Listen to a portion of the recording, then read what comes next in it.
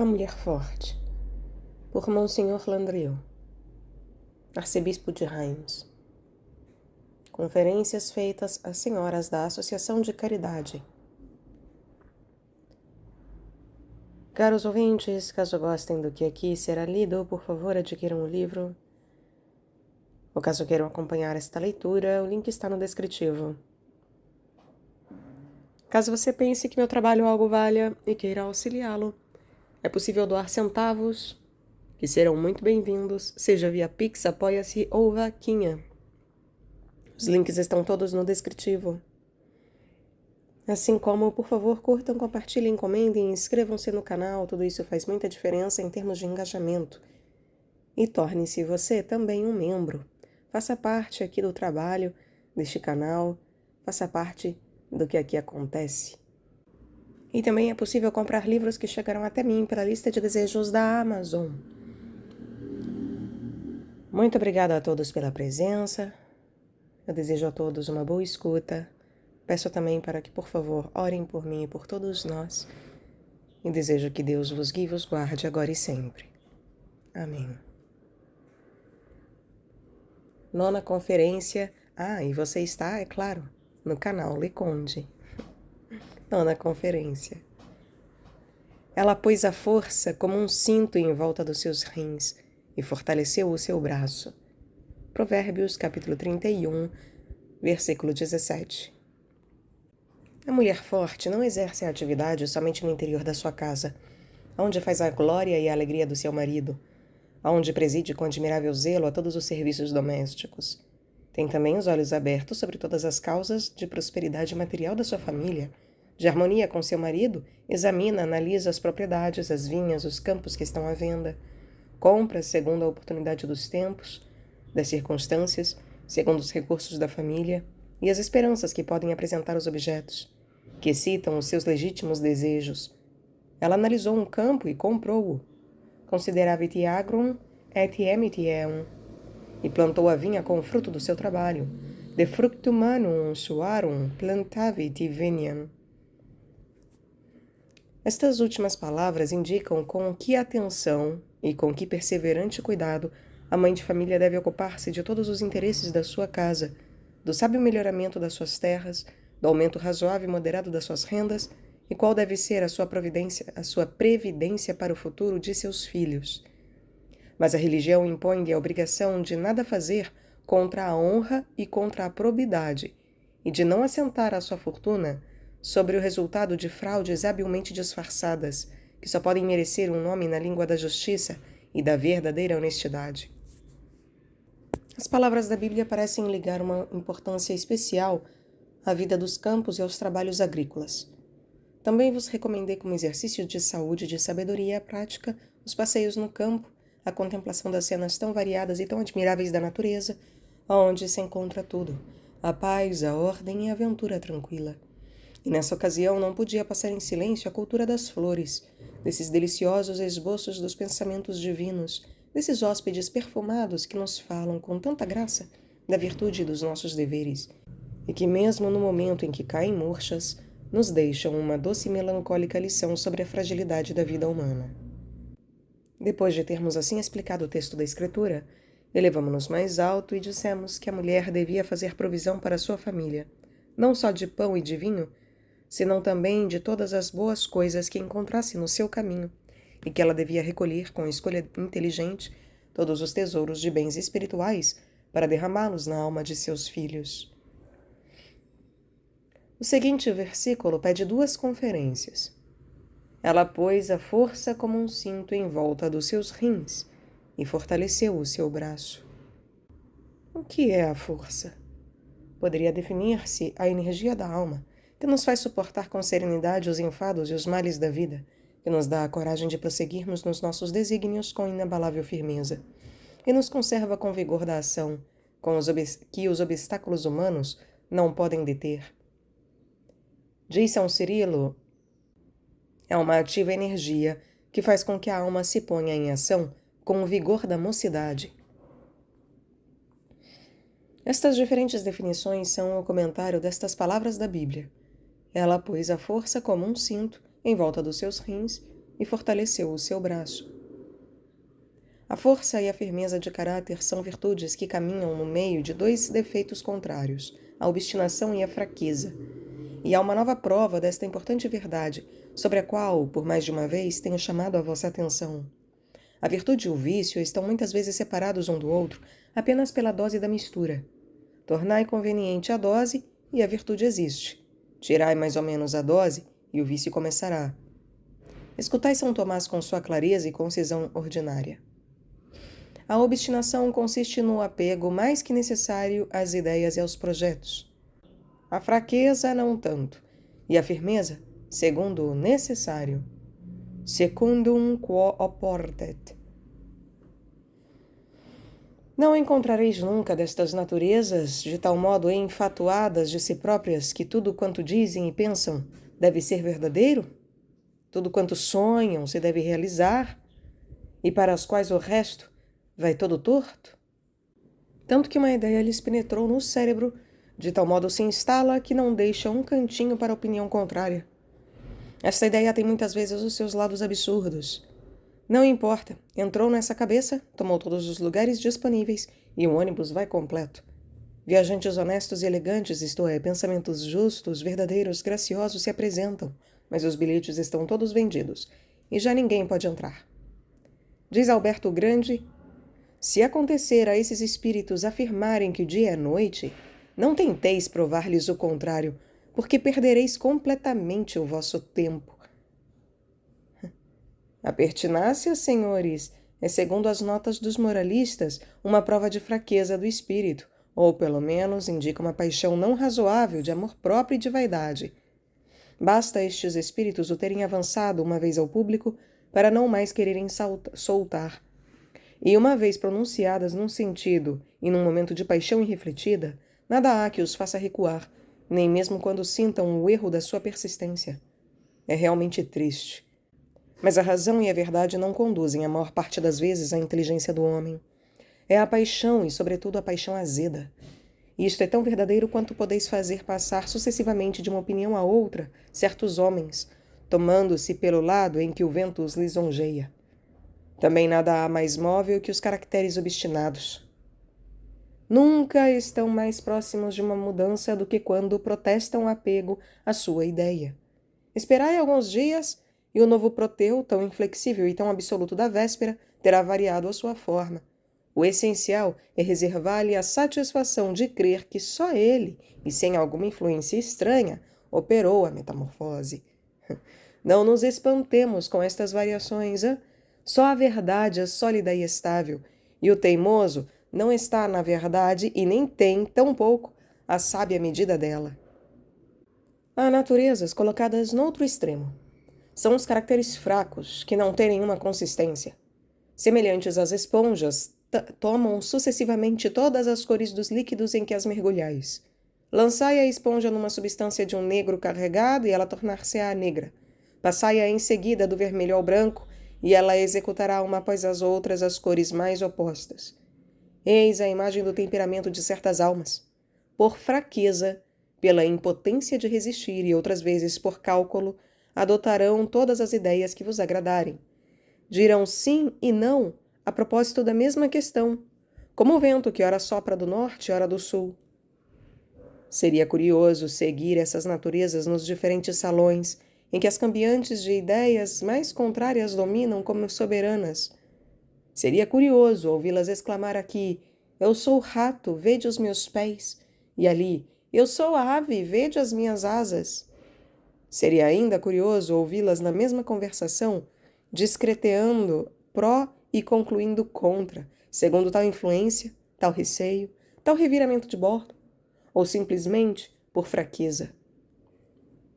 Esse defeito de formas múltiplas e indefinidas, que faz com que um ser ceda logo que sente oposição e resistência, e que na fraqueza tem muito de preguiçoso, que acha tudo bem ordenado, contanto que o deixem dormir.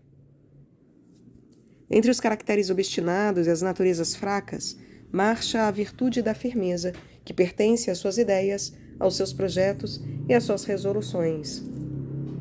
Secundum quo portet. O caráter firme, uma vez que examinou perante de Deus, que consultou os que a providência lhe deu por conselheiros naturais, que tomou todas as precauções que sugere a prudência cristã. O caráter firme, repetimos, vai direto ao seu fim, e nada o detém, nem os discursos dos homens, nem as injustiças da opinião, nem a voz das paixões. Como o carcel de Jó, adora a guerra e exclama: Vamos! Ex dixit! Vá!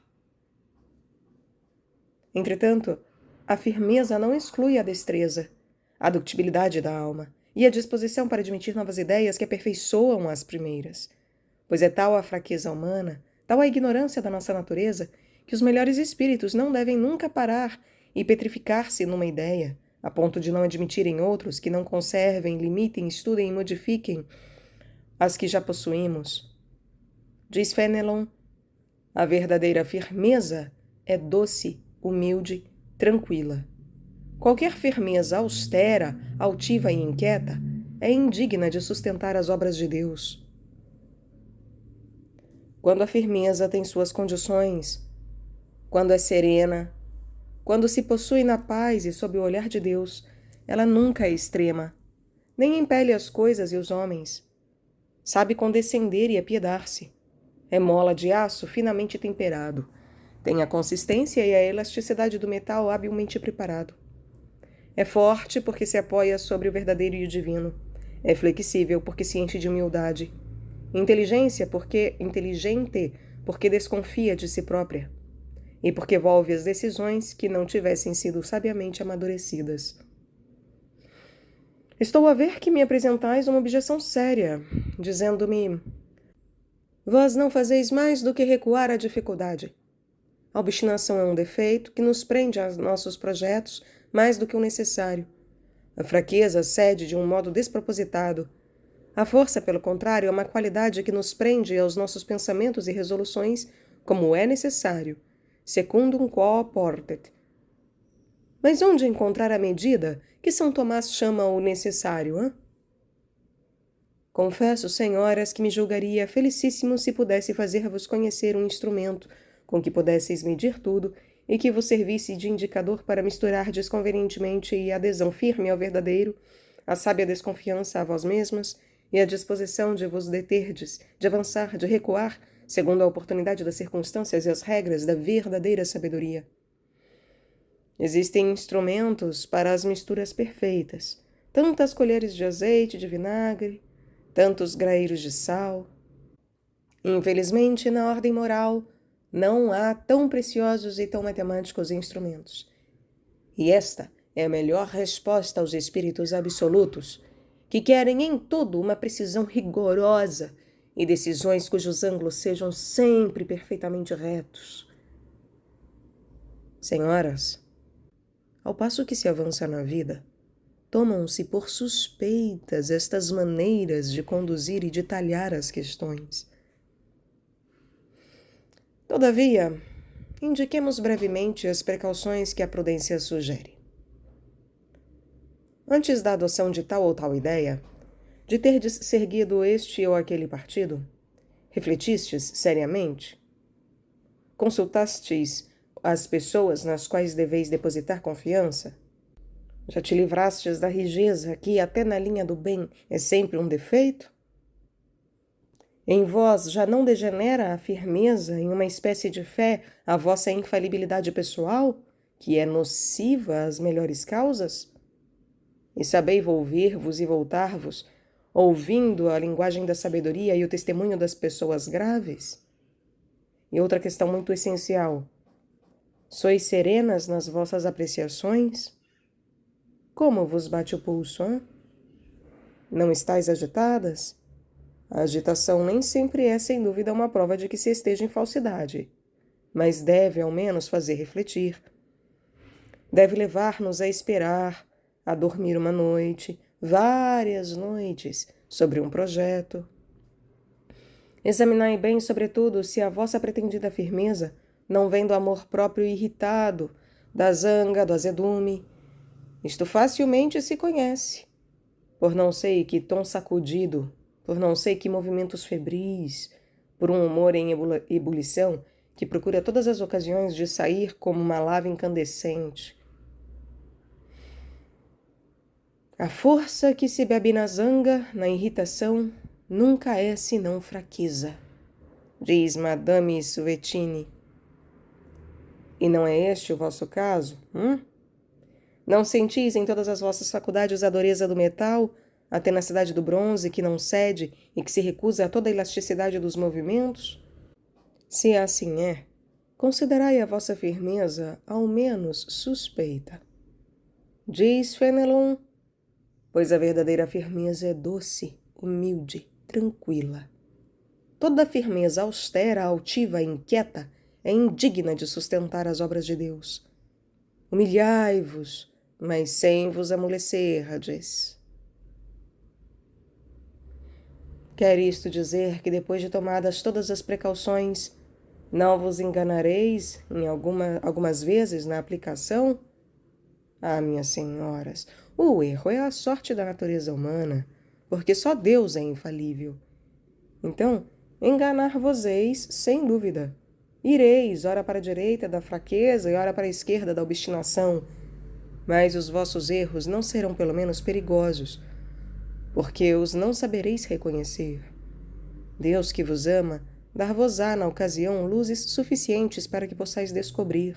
Uma prudente desconfiança de vós próprias tornará fácil a entrada da luz divina, e tereis bastante firmeza para reagirdes no sentido que a graça vos indicar. Mas, se pode haver engano, tomando todas estas precauções, que diremos das naturezas obstinadas que só seguem as suas ideias pessoais, que não creem senão em si próprias, que de tal modo se ligam a um pensamento sob pretexto de que é verdadeiro e que, ao final, acabam por cair em deploráveis exagerações?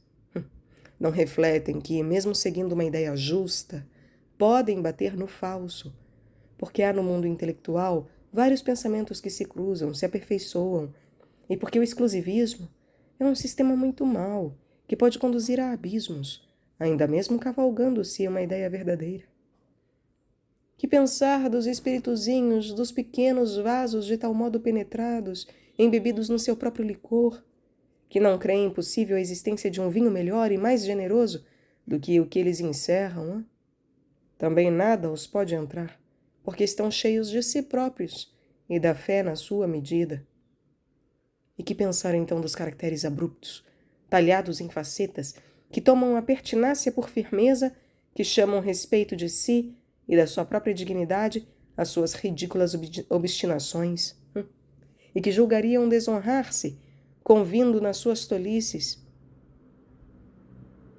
Estas espécies de temperamento, senhoras, semelham-se na guia dos negócios aos cavalos indomáveis que, uma vez atrelados a uma viatura, se precipitam com violência, não cedendo ao freio nem à voz do cocheiro, chegando ao fundo da montanha depois de terem despedaçado tudo, e talvez comprometido a vida das pessoas que cometeram a imprudência de se confiarem deles.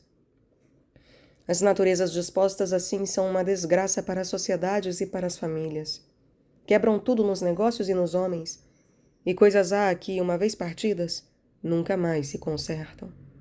Afastam os espíritos e os corações, e muitas vezes o estado de sofrimento que pesa sobre as famílias e as relações sociais não tem outra causa mais do que dessa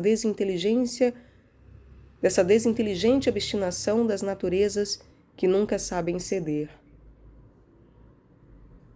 Quanto ao contrário, não seria a vida mais doce, mais cristã, se os caracteres se parecessem com as molas das viaturas bem feitas? Elas são sólidas, suportam os maiores pesos, mas vergam tão docemente que nem se percebem os abalos causados pelos acidentes da estrada, parecendo antes estar num flácido colchão. É assim que vão os caracteres formados na escola evangélica. São sólidos e resistem a todos os choques.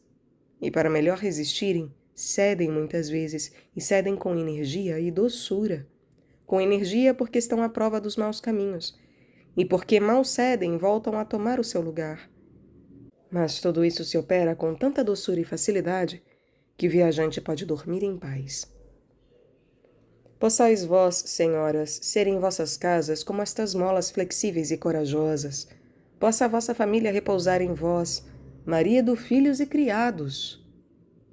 O vosso papel neste mundo é serem molas dentro de casa. Ao menos, sede-as sólidas, perfeitamente doces e, sobretudo, sempre oleadas. Deste modo, a criatura caminhará tranquilamente com alguns balanços, é certo, porque são inevitáveis neste mundo, mas é neles que se reconhece a perfeição das molas. No momento do abalo, vergareis sem ruído. Abaixar-vos-eis sem violência. Passada a agitação, retomareis o vosso lugar ordinário. Ainda mesmo que vosso marido tenha o humor difícil, há de acabar por admirar o que nem sempre havia compreendido. E no momento de verdade e de expansão, dirá falando de vós: que excelente mola tenho em minha casa, que flexibilidade, que graciosa elasticidade, e ao mesmo tempo que hábil solidez, que me cede resistindo e me resiste vergando. Eu era verdadeiramente desarrazoado, queixando-me. Se pelo contrário quereis ser mola inflexível e imóvel, o abalo chegará infalivelmente. O ferro quebrará e a criatura talvez seja partida. E ainda que, coisa difícil, o caso permanecesse secreto, por pouco que transpire, dareis assunto e talvez divirtais o público à vossa custa.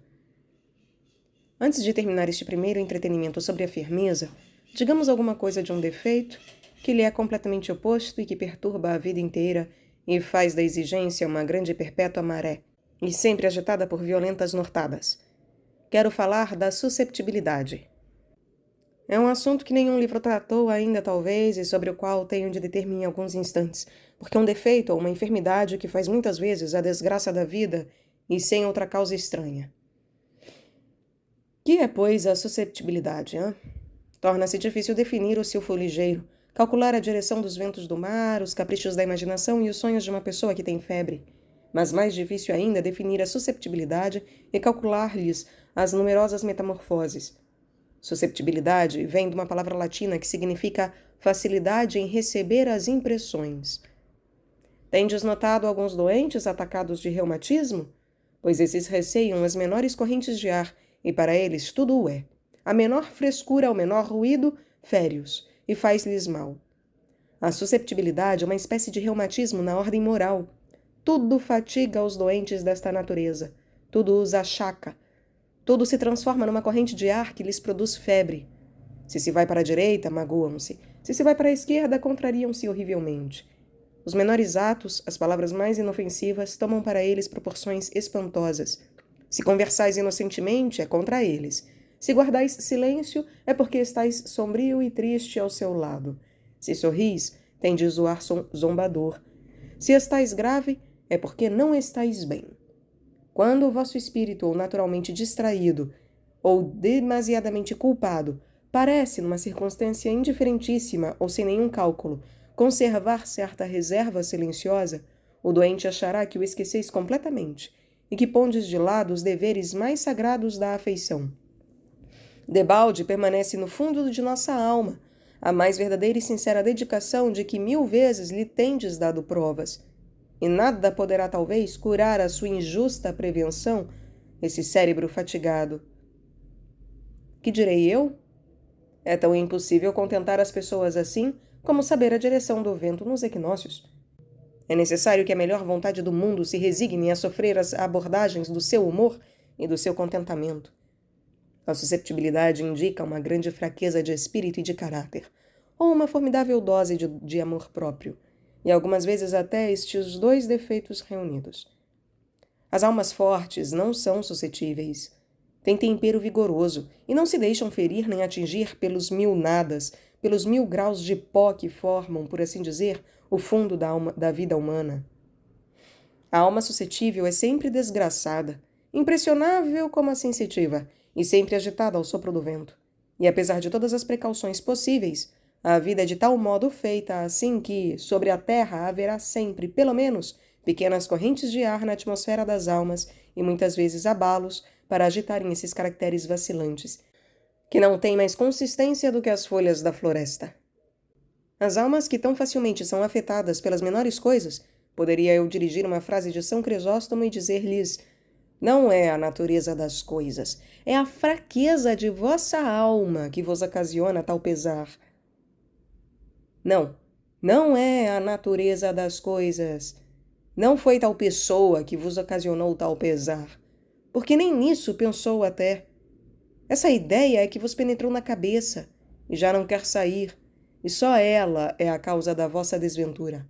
Não, não é a vossa amiga dedicadíssima que é necessário acusar. É a vossa cabeça que zumbe, é a vossa imaginação que tem a faculdade de criar fantasmas. Creio que tais fantasmas vos rodeiam realmente, mas no nosso cérebro é que está a magnífica oficina da fabricação deles. O cérebro é que carece de cura. E quando mesmo no espaço andassem voando algumas moscas, quem é que presta atenção às moscas neste mundo? Há quem procure bater-se com os insetos que volteiam em toda a parte? Haveria muito o que fazer, e no fim das contas, seria tempo perdido. Um filósofo pagão deu-nos, sobre este assunto, o mais sábio conselho. A maneira mais nobre de perdoar, diz Sêneca, é ignorar os males de cada um. A credulidade faz muito mal. Muitas vezes nem mesmo se deve escutar, pois em certas coisas mais vale ser enganado do que estar em desconfiança. É necessário banir da alma qualquer suspeita, qualquer conjectura, como fonte de injustas cóleras. Tal indivíduo saudou-me polidamente. Um outro abraçou-me com frieza. Este interrompeu-me bruscamente uma frase começada. Aquele não convidou para o seu banquete. O rosto de um último pareceu-me pouco risonho. Nunca os pretextos faltarão às suspeitas. Vejamos, porém, mais simplesmente as coisas e julguemo-las com benevolência. A maneira mais nobre de perdoar é ignorar os males de cada um. Fala-nos o mesmo filósofo de um sibarita do seu tempo que se queixou de ter uma arranhadura por se haver deitado sobre folhas de rosas dobradas. Há nesse mundo um grande número de pessoas às quais parece que nada falta para a felicidade e, todavia, a susceptibilidade corta-lhe a todos os instantes. E há um obstáculo que se interpõe entre elas e os objetos exteriores. Essas pessoas são um pouco semelhantes ao homem de Sêneca. Tudo as fastigaria e até as folhas de rosa, se nelas se deitassem muitas vezes. Vou apresentar-vos uma nota que tomei e a indicação moral que dela tirei algumas vezes quando passeei no meu chalé à beira-mar. Os melros e outras avezinhas um pouco selvagens, ainda mesmo que eu avance com as intenções mais pacíficas e até sem pensar nelas, começam a piar e a fugir de medo, por entre os ramos das árvores. Dir-se-ia, em verdade, que me supõem as intenções mais hostis, mas a causa do seu receio está unicamente na cabeça delas, e o mais seguro seria calarem-se e permanecerem escondidas sob a folhagem, deixando-me passar. Desse modo, eu nem sequer suspeitaria ali a sua presença, e elas estariam perfeitamente protegidas pelo seu silencioso descanso. Ora, não está nisto uma pequena imagem dos caracteres suscetíveis? Passei-as tranquilamente pelas áreas da vida, quando de súbito, sem saber porquê, nem como, esses caracteres começam a soltar altos gritos. Dir-se-ia que era intenção vossa declarar-lhes uma guerra encarniçada, quando com certeza nem disso concebeis a menor ideia. Tal ruído não passa da imaginação delas. A susceptibilidade, senhoras, pode vir dos nervos, do temperamento ou de uma imaginação doentia. E quantas sensitivas neste mundo, hã? O melhor conselho que lhes posso dar é o de cortarem em 2 partes e às vezes em 3 as suas impressões, ou então suprimi-las completamente, porque só assim estarão na verdade. Desejar-lhes-ia ainda uma alma amiga, e sinceramente dedicada, na qual tivesse confiança e derramassem a enchente das suas águas amargas, mas sob a condição de lhes permitirem uma inteira franqueza e de lhe conservarem uma submissão infantil. A susceptibilidade, como a princípio dissemos, também nasce muitas vezes do amor próprio, e ainda mesmo que outras causas existissem, o amor próprio e a vaidade entram ordinariamente na mistura em doses consideráveis. Há naturezas por tal forma vaidosas que lhes parece que todo mundo devia pensar nelas. É um instinto de amor próprio, é uma ideia desgraçada que as persegue por toda parte. Se são esquecidas um instante, todas as bem-querenças são postas de lado. Mal de vós, se sois tão imprudentes, que não lhes ofereceis um grão de incenso e muitas vezes um turíbulo inteiro, Mal de vós, se vos escapa uma palavra de crítica, mesmo muito benigna, ou se em tal soirée vos aconteceu por involuntária distração não lhes prodigalizardes o ramo de mentiras que se chamam cumprimentos. Podeis ter a certeza de atrair uma erupção de malquerenças, de azedumes, ou pelo menos de fazer desconcentrar interiormente uma futura explosão de cólera profunda. A humildade, senhoras, não somente é uma grande virtude, mas é ainda uma fonte de bom senso, paz e felicidade. Como se é feliz quando se é humilde! E que profunda paz não se goza quando se pode prescindir das criaturas, das suas enganosas palavras e mentiros elogiosos. Como se é ditoso quando se sabe, nas ocasiões oportunas, transformar-se num tapete que todo mundo pode calcar os pés, sem mesmo atritar. A natureza não compreende esta linguagem, e, entretanto, é a linguagem da fé, da verdadeira razão e a chave da verdadeira aventura. Quer se queira ou não, é necessário que a gente se resigne a ser, muitas vezes, calcado aos pés deste mundo.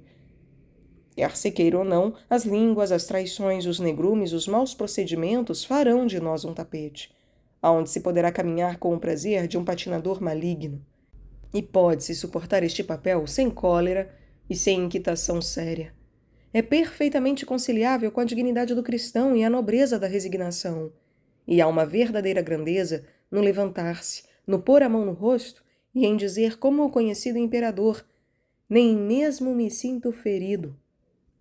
A indiferença por uma multidão de coisas externas é o segredo da ciência do cristão e a causa principal da serenidade da alma do justo. Uma palavra somente como conselho e terminarei. Se viveis com caracteres suscetíveis, tendo por eles uma tenra caridade, aliada a uma sábia firmeza, sede cheias de compaixão, mas não receis, algumas vezes, fazer-lhes tocar o dedo os moinhos de vento que se lhe afiguram guerreiros armados contra eles, Quando um cavalo é medroso, leva-se ao próprio lugar do perigo imaginário e acaba-se por curá-lo, mostrando-lhe o ridículo do seu medo quimérico. Mas como há coisas que não se curam completamente na terra, tende paciência, tolerai. Evitai, tanto quanto possível, o que pode causar-lhes agitação. Há pessoas cuja cabeça é doente e cujo cérebro não é muito forte. E já Santo Agostinho o havia notado desde muito. Diz ele: quanto mais fracos são os espíritos, tanto mais facilmente se ofendem. Quanto mais fracos são os espíritos, tanto mais facilmente se ofendem. A caridade quer que tenhamos piedade destes doentes, e que não os exponhamos abertamente a dificuldades, que na realidade apenas são grãos de areia tornando-se todavia enormes montanhas à força da imaginação. Não tenho pretensões a que evitaremos todos os atritos, pois isso seria um milagre permanente, mas eu peço somente o possível e o razoável, Devo ainda dizer-vos que se viverdes com tais caracteres, tende sempre por precaução um manto de borracha, pois tereis necessidade dele no momento das primeiras bátegas. Possam, senhora, estas primeiras noções sobre a força ter-vos esclarecido e preparado, para vós, a inteligência desta virtude, que é uma das principais belezas da mulher. Restam-nos ainda muitas coisas a desenvolver. Reservo-as para a nossa próxima reunião, E talvez chegueis a compreender que profunda doutrina e que ensino prático há neste elogio que a Bíblia faz à mulher forte. Ela pôs a força como um cinto em volta de seus rins e fortaleceu o seu braço.